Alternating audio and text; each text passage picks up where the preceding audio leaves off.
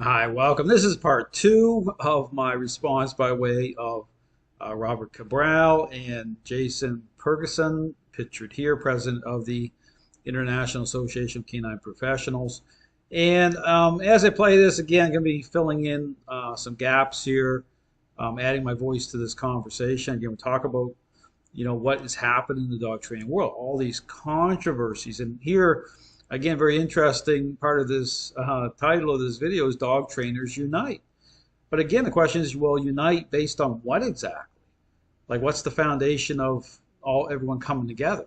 Well, when you realize that, this very popular idea that's being marketed in the dog training world by those who identify as balanced, force-free, play-based, all these trainers, is based on a lie.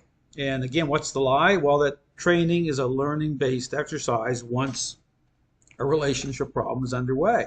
And this goes into the specifics of the role of influence and control. Again, you get this whole thing. That's why you see these balanced dog trainers. They're in a catch-22 situation they can't get out of. And again, we get into the specifics of the role of influence by way of, again, I talk about intercepting dog's state of mind and express state as control is manifesting. That gets into the actual specifics. And this is where, okay, you see balanced dog trainers, they can't respond to any of it. Okay, they're all over the place. This is why you see them, aligning with certain concepts, clicker training, behavioral adjustment training. You see them with these retractable, long lines going, using treats, just all of it.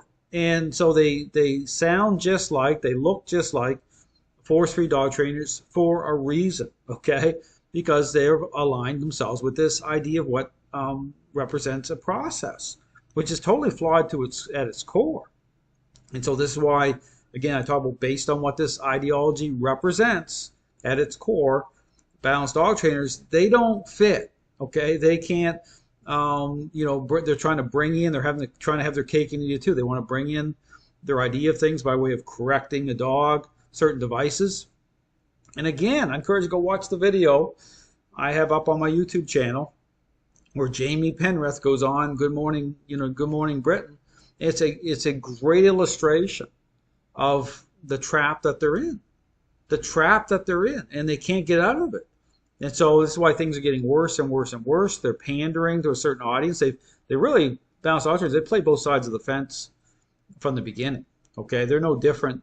How I see them, they're no different than force-free trainers because they're in agreement with this ideology. They can't break away from it. There's no way out of this. Okay, I make that very clear. There's no way out. So I'm gonna play some more of this. Again, I haven't watched the entirety of this, but I thought it'd be a great video to respond to, considering all the controversy, considering Zach George bringing up about this association by way of certain devices. Without all the regulation and licensure and the restrictions that, unfortunately, in my opinion, many people want to place on this industry. Everybody has this idea of what dog training should look like, and really sort of what I've tried to move the organization toward is just simply standing for, again, that freedom to be able to do it as long as it's humane and ethical. See, and so again, stop here because again, this is one of the big themes here, okay? And this is what balanced dog trainers have tried to use as a way to do what they want to do. Is this whole thing about freedom of choice? And here in the United States, again, when legislation was about to come in my way down in New Jersey, balanced dog trainers showed up, and their argument was, well, free market, freedom of choice. And understand that you can only get away with that for so long. Okay, this is why these other countries that are more are different. Okay, in terms of they're more socialized. They aren't the issue about legislation. That's why you're seeing the force-free movement being brought in as by way of licensing. And so, the danger here, understand the danger is in the confusion, this ideology that sooner or later it's going to take your freedom away, because balanced dog trainers, have joined at the hip by way of this idea. They've attached themselves to it, and so based again on what it represents, they're losing their tools. They can only get away with playing that for so long, talking about choice and freedom of choice, because at the when you get into the nuts and bolts of this, the specifics of it, they lose the argument. Okay, they cannot reconcile. They cannot. They're being challenged based on the role of how they're trying to bring influence into, or certain devices into, a process that does not align that way. Okay, at its core tenet, based on its application, it does not. Force-free trainers have the high ground. Okay, it makes more sense, when you present this to the public. And again, going back to that video I keep mentioning about Jamie Penrith, pay attention to the hosts. As they're hearing, because they represent the average public, as they're hearing the arguments on both sides, one of the hosts during this debate discussion between Penrith and another trainer from that was anti remote collar, even the hosts say, well, I'm not convinced that you need these devices. They come right out and say it.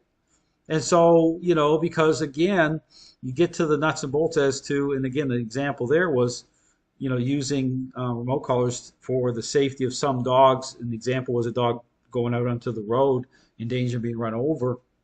That's where the device is needed. And the argument coming to the other side, well, no, we show through training that we can get the dog to make a different choice. So you'd say this is the thing about changing focus of the dog, choice, versus I talk about intercepting an express state, control manifesting. So dog going on the road, you can be highly motivated to chase based again on control and express state. But see, this is where balanced dog trainers, they're in that trap. What do they say? Because they've, you're not going to hear them talk about influence that way, because they're trying to bring it into a process that doesn't reconcile it that way. So, but you have to apply critical thinking. Understand, when I have this discussion, and so much of this is and the problem here is so many trainers have just gone in as individuals, and they're just taking a hold of this ideology, and they just accepted it and ran with it. And now, what do? I mean, instead of taking this as, gospel, right? This is what's happened. People just accept it as truth. And it's not truth. And so, it doesn't align. I talk about that. I've written books on this. And so this is the trap that's happening. So it's gotten really bad now. But you don't see these trainers backing out. Now, here's an example of an association that's saying, well, we're going to hold true to this certain standard, but good luck with that. Okay. I mean, you can, again, get back to this whole thing about freedom. You can only use that for so long. This is why, this is the dominoes are falling in certain countries for a reason. You have to be able to push this back based on the facts. Okay. And this is something balanced dog trainers, is why I put a lot of the blame at their feet. Specifically because they played this game. They played both sides of the fence from the beginning. They made money off of this, and so they're part of it. Well, the ability to be able to do it in the way that you feel like is going to best serve that dog and that client, because as you know, every situation is different, and taking a cookie cutter approach to it, or having one system or one method, in my opinion, really doesn't work. Mm-hmm. Why do you think we're seeing such a change in dog training? I mean, dog training has always been pretty much its own thing. You go out, you train your dog, you do what you can do, you hire somebody to help you with your dog. It's that. Why are we now seeing such a push for regulation, and not really regulation, because I'm all for something being regulated in a neutral manner? See, that's the thing. So here, pay attention. Get this issue about regulation, legislation. But ask the question, how do you regulate something when you have this type of thing happening, again, in terms of this ideology is not based on the truth. It's not based on what truly represents a process. Okay, it's not based on the core ingredients I talk about, the criteria I talk about. It doesn't align that way. So how do you bring in regular? See, that's the problem here. So here you're here, and this is the thing. You hear Cabral, and this is the fence walking part of it, where it's like saying, "Well, we're all for regulation as long as we can just do what we want to do." Right? It's like this same old thing and see, this is where things have been escalating because understand something. This has been on a slow boil, but when you understand what's going on here, this because it's a type of belief system. Okay, this ideology is a type of belief system. It's going to reach its ultimate fulfillment at some point. Okay, and there's certain dynamics here involved through society, but it's going to reach a climax, right? It's just going that way, and this is why you're really seeing it taken off, because that's just how it's just naturally is going to move in that direction. That's the thing that people have to understand, that sooner or later, because you're not dealing with truth here. You're dealing with a belief system. So you get people's feelings, their identity is tied into this. So it takes on this type of cult thing happening. And, balanced dog trainers can go on all day long about, there's a radicalized, thing happening here, but they're compromised, right? I mean, that's the thing you have to understand. They cannot stop it. They're trying to hold the line here, or trying to, keep even through this whole example here of this association, but understand the pressure's on. It's like a pressure cooker. Everybody's got to have a driver's license, but nobody's telling you have to drive with your hands, like this, because that's the only way you're going to be able to drive. Why are we seeing such a push, suddenly to regulate things so much? All right, this feels almost illegal to know, but a lot of different opinions about that. Mm-hmm. So to move this over, so it's interesting. And here's the thing: it's interesting. Like lots of different opinions about that. Here's the problem: any answer that any of these individuals give is not going to be. It's not going to involve setting things right. It's not going to be involved like calling this out, or it's going to be non-specific, right? It's because understand this all goes into this they're joined together here. They're aligned with this ideology. So you can't call out that which you're in agreement with. Understand? So that's why when I watch these podcasts, there's certain language I just expect to hear. You're not going to get clarity because it's like it goes back to that statement. There's more than one way to train a dog. That's their mantra, right? It's like freedom of doing what I want to do. That's a whole basis for everything. You hear this type of generalized language because that's what you're going to get.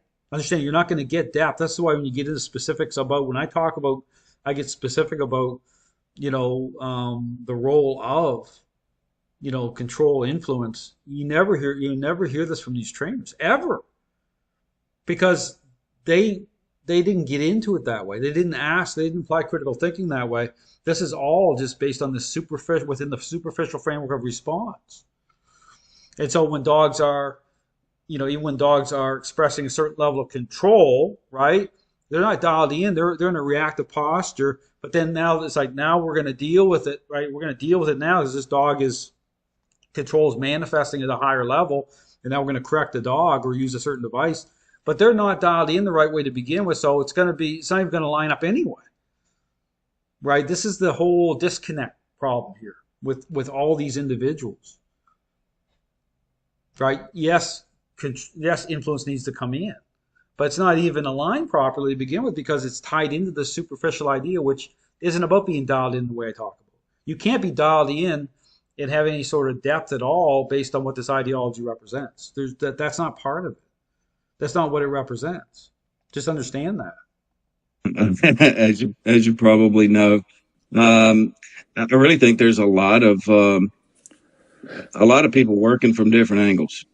Clearly, there's an angle of people shouldn't own pets, right? We can start with that, right? People should not have dogs, period. cut all the dogs loose, let them go free, let them live in the wild as they once did.